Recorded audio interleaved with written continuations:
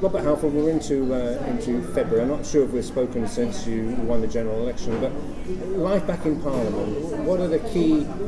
It's been great to be back, I imagine, but what are the key challenges for you and the opportunities? Well, I've been working hard and literally on the things that I care about passionately. Obviously Harlow, and I've been asking all kinds of questions about Harlow, about our new hospital, for example, about education and skills. And only this week, as well as the debate I managed to get from the speaker, I spoke in another debate on getting better apprenticeships and transforming careers in our schools so we can offer young people apprenticeships. I'm back as chairman. I was re-elected as chairman of the Education Committee, which is one of the best jobs I've ever had in my life, because I can influence education policy and have a free voice to speak up both about education, and also I'm able to speak up for Harlow.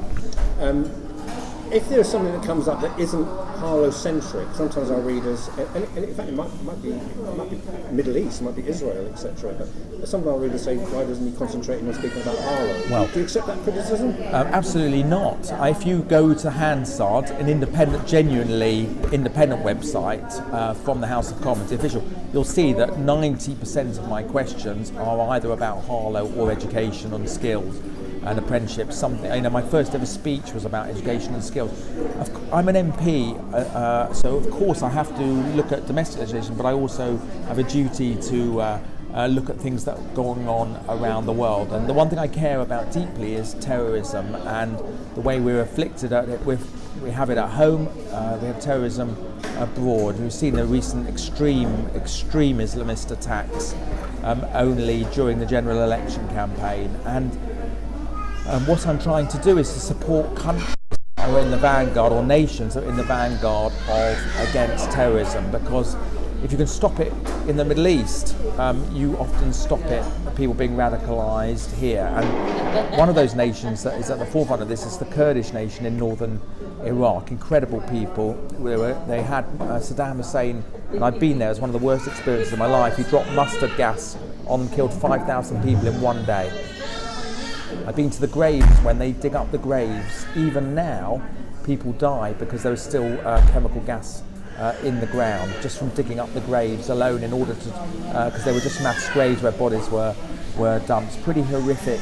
But the reason why I support them and speak out for them is because they are in the vanguard of the fight against ISIS, the extreme Islamist terrorists, and Al Qaeda, and we should be supporting those nations. So I have a duty, I believe, a moral duty, to support nations that have suffered from genocide. I come from a Jewish background.